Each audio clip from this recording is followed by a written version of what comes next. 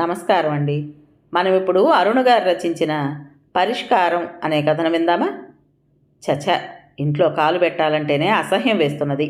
ఎప్పుడు చూడు ఒకటే గొడవ అంటూ జేవురించిన ముఖంతో బయటికి వెళుతున్నాడు రఘు.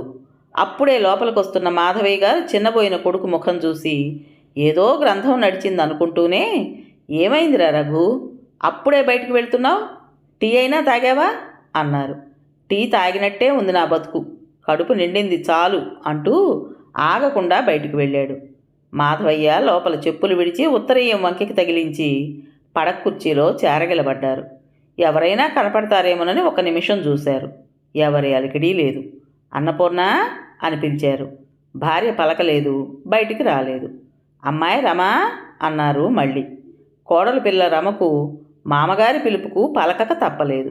టీ తీసుకోండి మావయ్య అంటూ టీ కప్పు అందించింది. రమ ముఖం చూస్తేనే తెలుస్తున్నది ఏడ్చి ముఖం కడుక్కున్నదని. ఏం జరిగిందమ్మా అన్నారు అందుకుంటూ. ఏం లేదు మావయ్య, మామూలేగా అంటూ అవతలికి తప్పుకున్నది. ఏమిటి కోడలతో మంతనాలాడుతున్నారు, నా మీద చాడీలు చెప్తున్నదా అంటూ వచ్చింది అన్నపూర్ణ. అవును అన్నపూర్ణ, నీ మీద చాడీలే చెప్తున్నది, నేను వింటున్నాను, సరేనా? రమ చాడీలు చెప్పే రకమే అయితే బాగానే ఉండేది. అవునవును, మీ మామ కోడళ్ళు బుద్ధిమంతులు, నేను గయ్యాళిని, అంతేగా? చాలే ఇంకాపు. రఘు నేను రోజు ఇంటికొచ్చేటప్పటికి నీ అరుపులు కేకలేగా. ఈరోజు రభస తారాస్థాయికి చేరుంటుంది. వాడు టీ చుక్కైనా తాగకుండా బయటికి వెళ్ళిపోయాడు. అనండి అనండి, అందరూ నన్ననేవాళ్లే. నేనేం పాపం చేశానో? అయినా నా కోసం ఏమైనా అడిగానుటండి? అబ్బాయి ముచ్చట పడుతున్నాడని కోడల్ని ఏమైనా తెమ్మంటాను, తప్ప ముచ్చట పడుతున్నానని వాడేమైనా నీతో అన్నాడుటే? అయినా ఈ అనడం ఎన్నిసార్లే? మొదట టీవీ అంటివి, ఇంకోసారి రేడియో అంటివి, మరోసారి ఫ్యాన్ అంటివి, మిక్సర్ అంటివి, ఇప్పుడు మళ్ళీ రిఫ్రిజిరేటర్ తెమ్మంటివి. వాళ్ళేమైనా తక్కువ చేశారా? పిల్లకి మంచాలతో సహా అన్నీ ఇచ్చే పంపించారు కదా. నీవు కోరినట్టే కట్నం పోసి లాంఛనాలన్నీ జరిపారే. ఎప్పుడు చూడు నీ పెళ్ళాన్ని అది తెమ్మను ఇది తెమ్మను, లేకపోతే పుట్టింట్లోనే ఉండమను అని వాడిని ఎందుకే వేధిస్తావు? ఏం తెమ్మన్నానని? వాళ్ళేమైనా లేని వాళ్ళ? పిల్లల ముద్దు ముచ్చట తీర్చక్కర్లేదా? ఆ మాట ఎవరన్నారు? వాళ్ళేం తీర్చడం లేదా? నువ్వు అడగటానికైనా ఎదిగిన ఆడపిల్ల పుట్టింటికి వెళ్ళినప్పుడల్లా నాకు అది కావాలి, నాకు ఇది కొనిపెట్టు అని ఏం అడుగుతుందే అన్నపూర్ణ?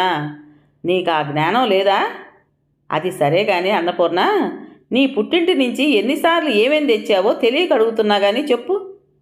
సర్లేండి సంబడం, నన్నిప్పుడు సాధించాలని మీకు బుద్ధి పుడుతుందా? మీకు అడగటం చేత కాదు, నన్ను అడగనివ్వరు. మీరు ఊరుకోండి చాలు. రాత్రికి రఘు లేటుగా వచ్చాడు. ఇంతకీ తండ్రి భోజనం చేయకుండా తన కోసం కాచుకుని కూర్చోవడంతో తప్పనిసరిగా పంక్తిన కూర్చుని లేచాడు. మాధవయ్య ఉసూరుమన్నాడు. తిన్నది నీరు గారిపోయింది. వంటిల్లు సర్ది రమ గదిలోకి వెళ్ళింది. రఘు ఆలోచనలో ఉన్నాడు. రమ లేని ఉత్సాహం తెచ్చుకుని, ఏమిటండి ఆలోచన అంది. ఏం లేదు రమా, అసలు ఈరోజు అంత గొడవ ఎందుకయింది? కొత్తే ఉంది, మా దినచర్యగా, పోనిద్దురు అంది నిర్వికారంగా. అది కాదు, రోజు నిన్ను పుట్టింటికి పొమ్మంటుంది, నన్ను పంపించేయరా అని అంటుంది. ఇప్పుడు ఈ కొత్త కోరికేమిటట? ఏముంది, ఫ్రిడ్జ్ మీదకు మనసు పోయింది, నన్ను తెమ్మంటుంది. నాన్న నేను సంపాదిస్తున్నాం కదా, మాకు చెప్తే మేము కొనమా? దానికి నిన్ను నీ వాళ్ళింటికి పొమ్మనడం దేనికి? నా కర్మ అంటూ కళ్ళనీళ్లు పెట్టుకుంది రమ. నేను నిన్నేమైనా అంటే నువ్వు బాధపడచ్చు, అంతేగాని ఇదేమిటి, కళ్ళు తుడుచుకో, దీనికేమైనా మార్గం ఆలోచించాలి. అన్నట్టు ఆ పెట్టెలో మన స్కూటర్ ఫండ్ ఎంత ఉందో చూడు.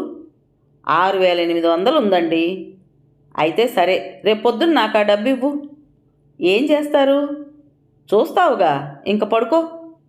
మర్నాడు తండ్రి కొడుకులు భోజనం చేసి బయలుదేరుతూ రఘు డబ్బు తెచ్చి, అమ్మా ఇదిగో 6500 అని తల్లి చేతికిచ్చాడు. దేనికిరా అబ్బాయి అంటూ తల్లి తండ్రి ఇద్దరూ అడిగారు. రమను అమ్మ పుట్టింటికి వెళ్ళి ఫ్రిడ్జ్ తెమ్మందిట, అది అమ్మే కొనుక్కోవచ్చని.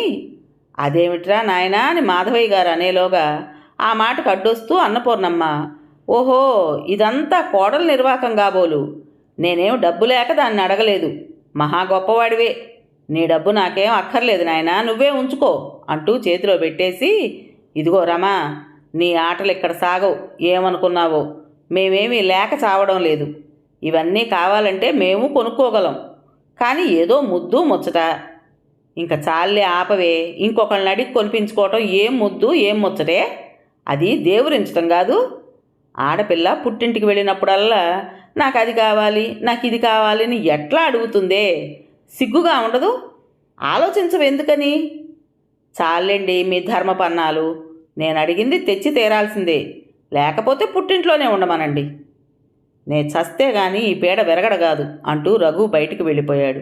రఘు రఘు అంటూ మాధవయ్య వెంటబడ్డాడు. ఆగకుండా పోతున్న రఘుని సందు మలుపులో కలుసుకుని, ఒరే రఘు, సాయంత్రం 5 నేను మీ ఆఫీస్కి వస్తాను. ఓ 10 నిమిషాలు అటు ఇటైనా ఉండు. దేనికి నాన్న అంటున్నా వినిపించుకోకుండా మాధవయ్య వెళ్ళిపోయాడు. ఆ రోజు తండ్రి కొడుకులిద్దరూ కలిసి రాత్రి 9 అవుతూ ఉండగా ఇంటికొచ్చారు. వాళ్ళ కోసం అన్నపూర్ణమ్మ బయట వరండాలో, రమ లోపల హాల్లో ఎదురుతెన్నులు చూస్తున్నారు. ఈరోజు ఇంత లేట్ అయింది ఏమిటండి? పైగా ఇద్దరు కలిసే వచ్చారు. ఏమిటి వ్యవహారం? ఏం లేదన్నపూర్ణ, రేపు ఆదివారం కదా, రేపటి కార్యక్రమం తీరిగ్గా ఆలోచించుకుంటూ కూర్చుంటే పొద్దుపోయింది అన్నాడు మాధవయ్య లోపలికి నడుస్తూ. రఘు రమ ముఖాలు చూసుకున్నారే తప్ప మాట్లాడుకోలేదు. తెల్లవారింది. నిత్యకృత్యాలైనాయి. భోజనాలై తీరిగ్గా సోఫాలో కూర్చున్నారు తండ్రి కొడుకులు. రఘు చేతిలో పెన్ను కాగితాలు ఉన్నాయి. ఇంక చెప్పు నాన్న, మన కార్యక్రమం వేసుకుందాం. సరే రాసుకోరా. ఏమిటండి కార్యక్రమం అంటున్నారు అంటూ వచ్చింది అన్నపూర్ణ. ఇది మా స్వవిషయం. నువ్వు నోరు మూసుకుని కూర్చో, కావాలంటే విను. రాసుకోరా రఘు. 1, పొద్దున 5ంటికి నువ్వు పాలు తేవాలి. 2, నేను నీళ్లు పడతాను. 3, తర్వాత నువ్వు కాఫీ చెయ్యాలి. 4, నేను స్నానానికి నీళ్లు కాస్తాను. 5, నువ్వు కూరలు తరిగి బియ్యం గడిగివ్వు. 6, నేను వంట చేస్తాను. 7, నువ్వు ఇల్లు చిమ్ము. 8, నేను బట్టలు ఉతుకుతాను, గిన్నెలు తోముతాను. భోజనం చేసి ఇద్దరం ఆఫీస్కి వెళదాం. నాన్న, పని మనిషిని తీసేద్దామంటావా? అదేమిటండి పని మనిషిని తీసి? అన్నపూర్ణ, నువ్వు నోరు మూసుకుని కూర్చోవాలని ముందే చెప్పానా? ఒరే అబ్బాయి, ఇద్దరం మగవాళ్ళం.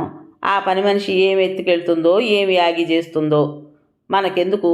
సాయంత్రం ఇద్దరం హోటల్లో కాఫీ తాగి వద్దాం. దోవలో కూరలు అవి తెచ్చుకుందాం. రాత్రికి అన్నం వండి ఏదో వేపుడు కూర నువ్వు చెయ్యి, సరిపోతుంది. సరే నాన్న, అట్లాగే. సెలవుల్లో ఇద్దరం హాయిగా హోటల్లో తిందాం, కావాలంటే వండుకుందాం. సరే, ఈ కార్యక్రమం సెటిల్ అయింది. ఇంకా అటక మీద పెట్టెలు దించరా రఘు. అటక మీద పాత పెట్టెలు ఇప్పుడెందుకండి? ఇదిగో, ఇది మా వ్యవహారం అని ముందే చెప్పాను. నువ్వు నోరు మూసుకుని ఉండు. ఇదెక్కడి వ్యవహారం అండి అంటూ నోరు తెరుచుకుని కూర్చుంది అన్నపూర్ణమ్మ.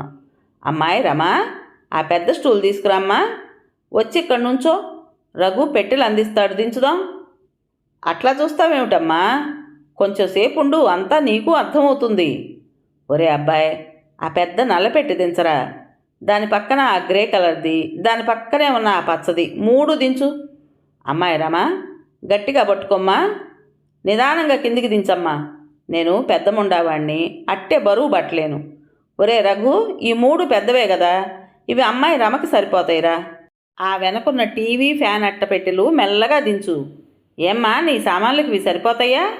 అదేమిటమ్మా అట్లా తెల్లబోయి చూస్తున్నావు? నిన్ను నీ అత్తగారి మాట ప్రకారం పుట్టింటికి పంపించాలనుకుంటున్నావు. అబ్బే, అదేమిటమ్మా కళ్ళనీళ్ళెందుకు? ఇంకో 2 నిమిషాలు ఆగమ్మా. ఒరే రఘు, మీ అమ్మకు ఆ పాత చిన్న పెట్టె దించరా. అసలు అంత పెట్టె కూడా అక్కర్లేదేమో గదే అన్నపూర్ణ. ఓ సంచి చాలు. పోనీలేరా, ఆ పెట్టె దించు. నాకు పెట్టేమిటండి? కోడలకు అన్ని పెట్టెలు దింపించారేమిటండి? అసలు చెప్తాను, తొందరపడకు. ఒరే రఘు, పెట్టెలు దించడం చాలు, ఇంక దగ్గర అబ్బాయి.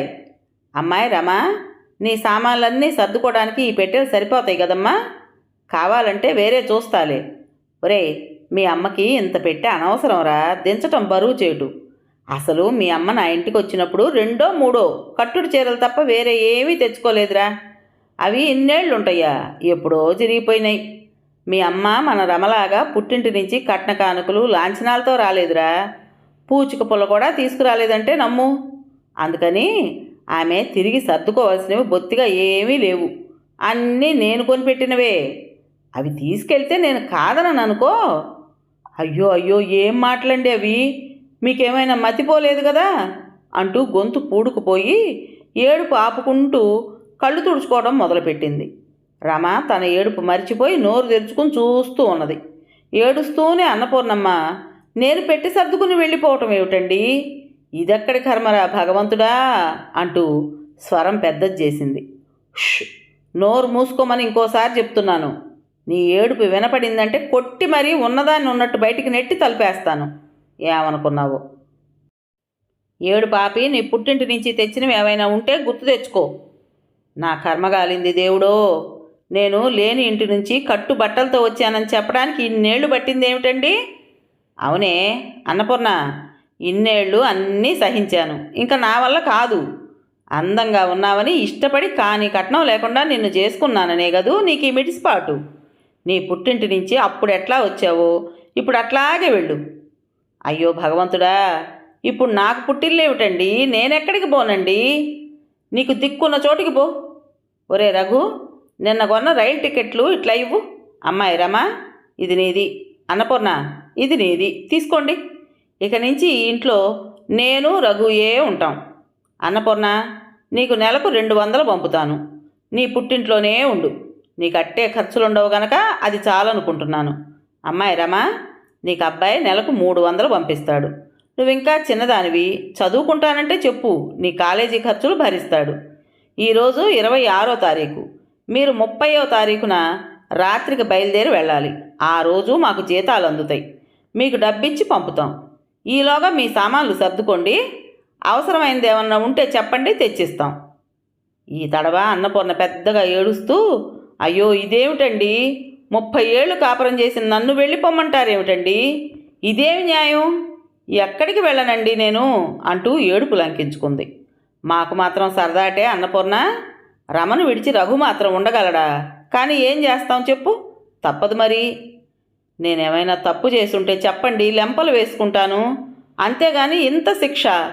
ఓరి భగవంతుడా, ఆపు, చేసింది చాలు. టికెట్లు తెచ్చాము, మీ ఏర్పాట్లన్నీ చేశాం. బ్యాంకులో అవసరానికి ఉంటుందని మీ పేర డబ్బు వేసేసాం. అన్నీ జరిగిపోయినాయి. ఇంకేమైనా సరే, నేను చావనైనా చస్తాను కానీ అడుగు బయట పెట్టను. ఒరే రఘు, నీ మాట కూడా ఇదేనట్రా, చెప్పరా? ఏం చెప్పేదమ్మా, రోజు మీరు నా ప్రాణం తినేస్తున్నారు. ఇద్దరి మధ్య నలిగి చస్తున్నాను. 3 నెలలకోసారి నువ్వు రమని పుట్టింటికి పొమ్మంటావు, ఏదేదో తెమ్మంటావు. అదేమో ఇంకా ఎన్నేళ్ళు నా పుట్టింటిని పీక్కు తినమంటారని ఏడుస్తుంది. చెప్తే నువ్వినవు. అది నీలాంటి ఆడదే కదా. నీలాగానే ఇంటికొచ్చిన కోడలు ఇప్పటికే ఎన్నో తెచ్చింది. ఇంకా నువ్వు దాన్ని వేధిస్తుంటే అది మాత్రం ఏం చేస్తుంది చెప్పు? నువ్వు ఇల్లు నరకం చేస్తున్నావు. అందుకని ఏమిట్రా చెప్పు? నేను చెప్తా వినవే. రఘు నీ గోల భరించలేక సన్యాసుల్లో కలిసిపోతానంటూ ఇల్లు విడిచి వీధిన పడ్డాడు. వాడికి మీ ఇద్దరిని పంపించి వేసి మనమిద్దరం ఉందాంరా అని నచ్చజెప్పి ఒప్పించి ఇంటికి తీసుకుని వచ్చేటప్పటికి తల ప్రాణం తోక్కొచ్చింది. ఇదొక్కటే మార్గంగా దోచింది. అందుకే మీరిద్దరూ ప్రయాణానికి సిద్ధంగండి. గుర్తుందా అన్నపూర్ణ? 30 రాత్రికి ప్రయాణం. టికెట్ జాగ్రత్త. అన్నపూర్ణమ్మ టికెట్ ఆయన చేతుల్లోనే పెట్టి 2 చేతులు గట్టిగా పట్టుకుని ఏడుస్తూ, నాకు బుద్ధొచ్చిందండి, ఇంకెప్పుడు ఇలాంటి అవివేక పనులు చేయనండి. ఒరే రఘు, నీ మీద ఒట్టురా, నేను బాధ పెట్టనురా. రమని కూడా కన్న బిడ్డలాగా చూసుకుంటానురా బాబు. అమ్మాయి రమ, నా మాట నమ్మమ్మా, ఇంక నిన్ను వేధించను.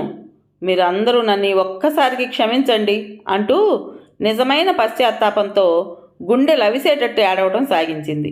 అది చూడలేక మాధవయ్య, ఏమిట్రా రఘు, మీ అమ్మ ఆ వరుసను ఏడుస్తుంది, ఏం చేద్దామంటావు? నాదే ఉంది నాన్న, రమను అడుగు. ఏమ్మా రమ, ఏమంటావు? మీ ఇష్టమే నా ఇష్టం మావయ్య. సరే అన్నపూర్ణ, కానివ్వు, నీకు ఒక ఛాన్స్ ఇస్తున్నాను. ఏ పేచీలు లేకుండా సరిగ్గా ఉంటే మాకు అభ్యంతరం లేదు. మళ్ళీ మొదటికొచ్చావో ఈసారి నిన్ను పంపించను. నేను వాడు సన్యాసుల్లో కలిసిపోతాం. తర్వాత మీ పాటలు మీరు పడాలి. ఒరే అబ్బాయి, ఈ పెట్టెలు పైన పెట్టేరా. ఇప్పుడు కాదు నాన్న, కాస్త రెస్ట్ తీసుకుని వస్తానంటూ రమతో పాటు గదిలోకి వెళ్ళిపోయినాడు.